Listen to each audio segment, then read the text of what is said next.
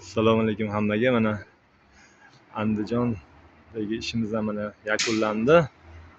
Mana shu ko'rinishi, mana bu tomoni podvalga tushish joyi.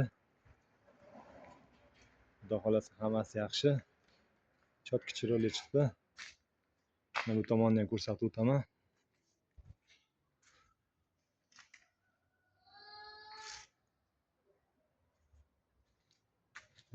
Bu tomonimizga so'ri bilan skuterda surib qo'yishibdi. Shu shunday mushit beryapti.